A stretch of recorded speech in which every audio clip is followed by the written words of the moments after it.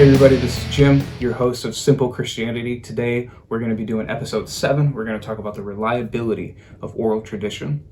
So the main point of today's episode is to make sure that we understand that the information that has been communicated to us related to the life of Jesus and what people believed about him and how we know it's reliable is making sure that we understand, first of all, that like I explained in episode 3, once the events were documented, that every piece of scripture, every page, every fragment, every whole book that we've been able to discover between the moment the event happened up until today, that those pieces all match 98 to 99% of what we're able to get today in our Bibles that we can read today.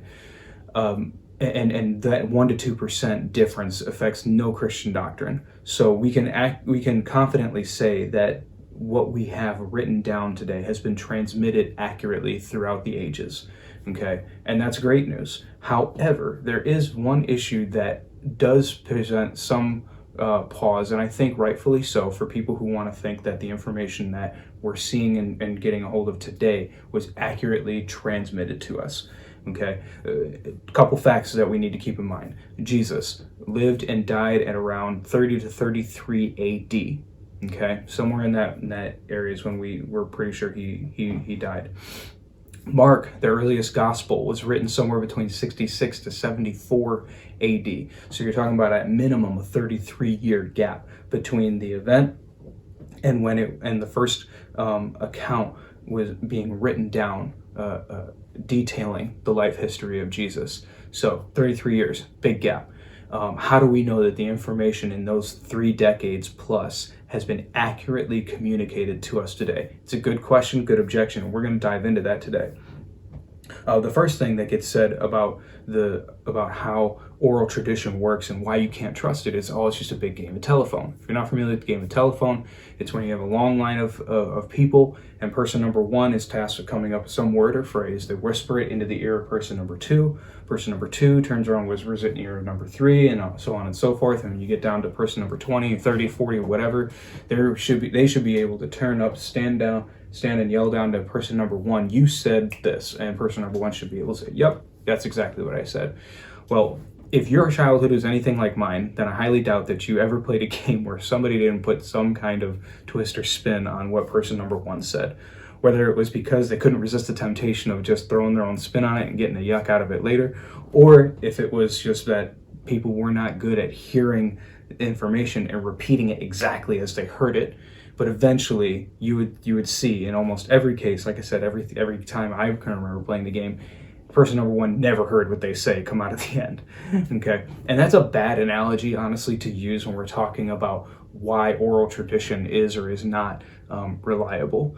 Okay, because you're thinking about a child's play game where the temptation to say something inaccurate is just off the scale. Okay, and comparing that to people trying to accurately transmit information and history and things that were extremely important. I would think the identity of God in this case is one of those in the top tier of super important things, whether we're communicating accurate information, right? And so same thing with like the game of telephone, same thing with giving instructions, right? And how to get directions, go from one place to another. Okay, it's super important that we're able to communicate that information accurately. Okay, another good example: how many telephone numbers do you have remembered today?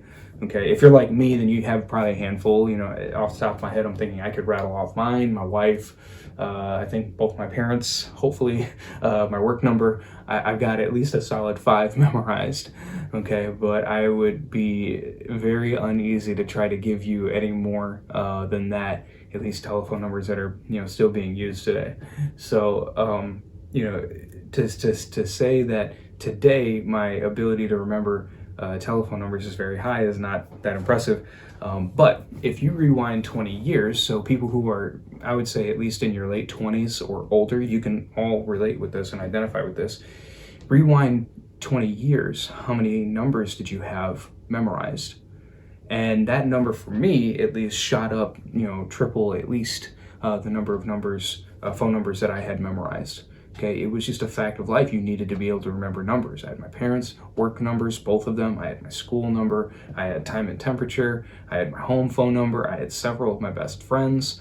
I had other family members' numbers memorized. That was the expectation then, because if you communicated with somebody on a regular basis, or if it was extremely important to know a number, you committed it to memory, and that was it. If you couldn't remember it, then that's when we broke out the Rolodex or the address book or whatever. But for the most part, any number that we needed to remember on any given point, we memorized. Okay. But because we have cell phones and whatnot to be able to retain those numbers, now, again, a handful of numbers is pretty much all you need to memorize in case you ever lose your cell phone and you need to call somebody, or if you're in a situation that you may not have that with you or be able to use your cell phone. But just from that simple example that the majority of people living today in America can identify with, we are capable of memorizing much more. Again, that's me as a child, okay, being able to memorize, at least 15 to 20 different numbers, I would guess, to today, where, like I said, a handful at best is what I could manage. So we can do more. And to highlight this too, I would also, I had the advantage, we'll say, of being able to talk to a friend of mine named Sarah. Now, Sarah was raised as a Reformed Jew. Okay, she's not a Jew anymore. She converted to Christianity, but she lived much of her life as a Reformed Jew. And for Jewish people, at least in the Reformed category, can't speak to any others, but for Jewish people, it is very common for them to send their children to Hebrew school, which starts at about 7, 8 years old, something like that, and culminates at the age of 13. Okay, and at 13 is when they celebrate becoming a man or a woman in their society. It's called the bat mitzvah or bar mitzvah, depending if you're a girl, it's bat mitzvah. If you're a guy, it's a bar mitzvah. So when she celebrated her bat mitzvah, it was when she turned 13, excuse me. And during this multi-year process, they're expected to memorize the Hebrew alphabet, be able to memorize songs, passages of Hebrew scripture, and more. And so she, as an adult today, who is no longer a practicing Jew, right? She can still repeat a lot of these things that she committed to memory as a child, and even by her culture as an adult. When she turned 13.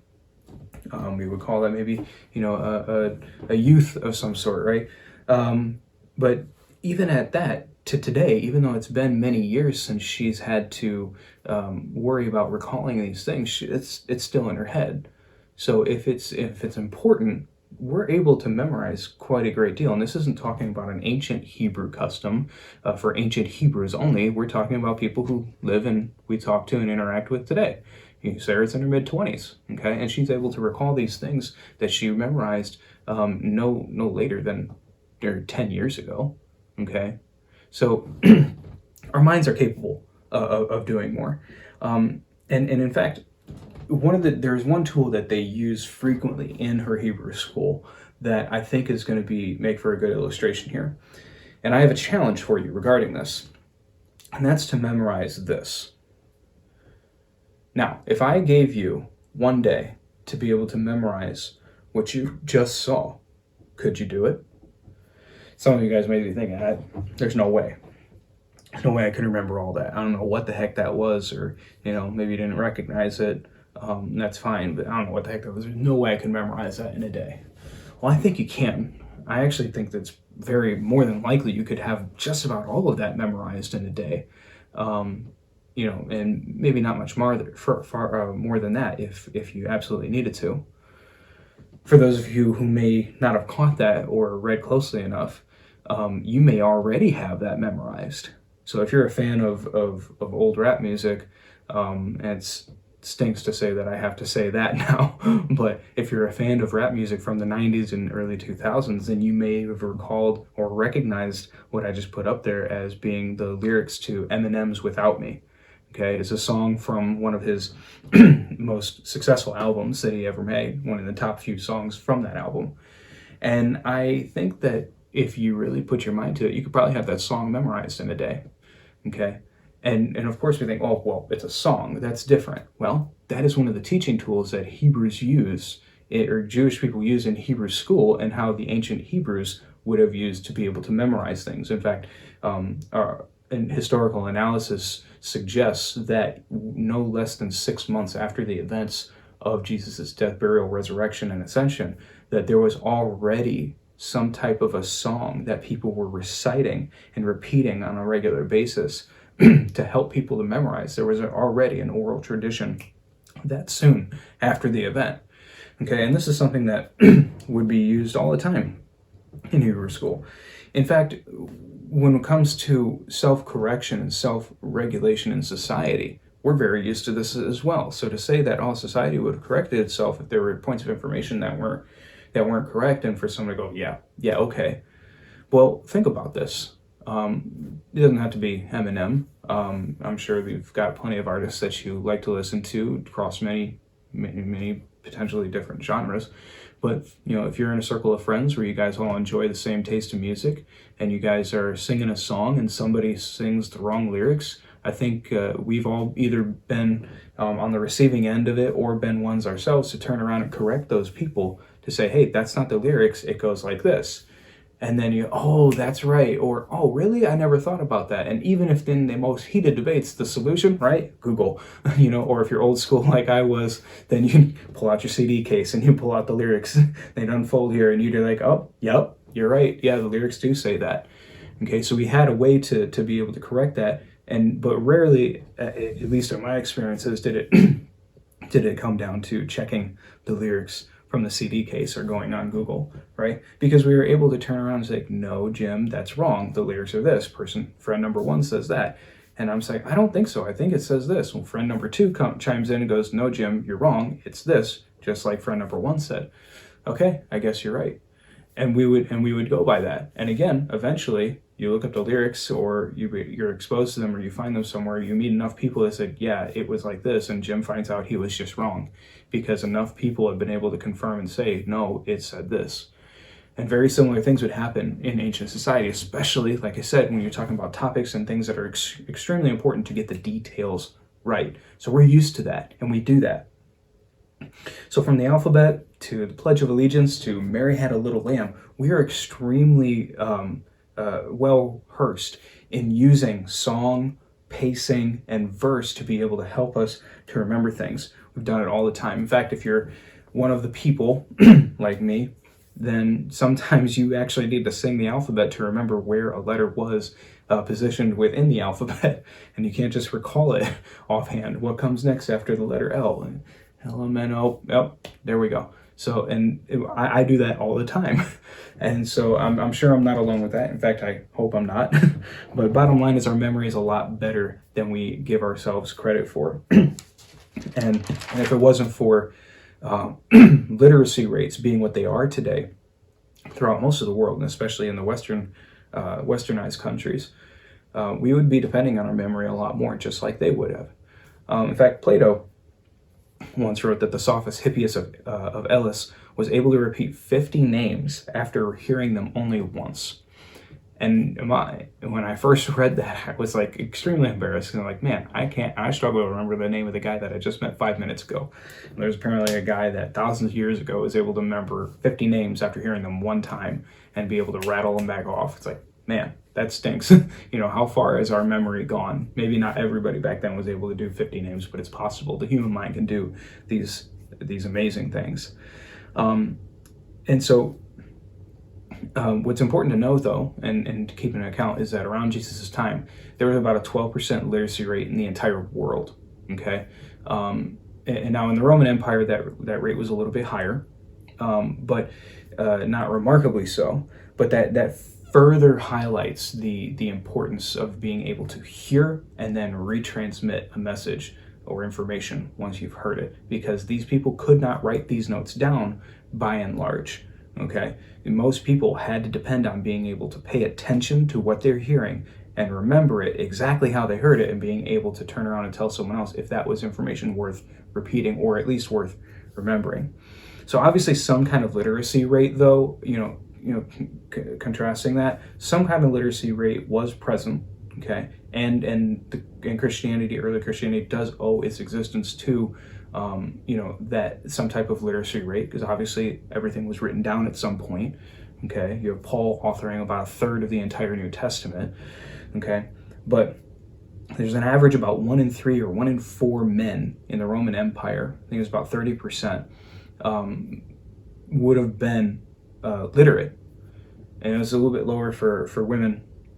But a lot of historical analysis now, looking back at the events, suggests that there was undoubtedly some type of informal note-taking that was happening, especially when you get into situations where Jesus is addressing a large group of people, and there was plenty of times where he addressed groups of thousands, many thousands, of which the Bible will tell you, here was the number of men, okay, and there's many thousands. So you have probably at least 1,000 to make on the 1,000 or 2,000 men that were literate in those groups, or at least many hundreds of men in those groups who were literate, and probably plenty of women who were as well.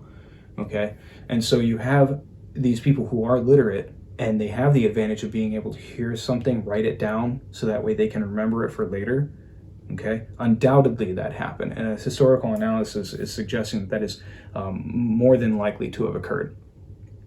But not only do we need to look at the society and what was important and what tools people use to be able to remember things, but it's also important to focus on the person, the man in question, right? Jesus. Jesus was called teacher, rabbi, and that wasn't by mistake, okay? He was a master at his craft. He was a master teacher, okay? To the point where he would debate the religious, educated elite of his days and be able to beat them in those debates on such a consistent basis. These are the most highly educated people in that society, and he was able to debate them and beat them so soundly and so consistently that they eventually gave up debating him and just focused on killing him, which of course they eventually did.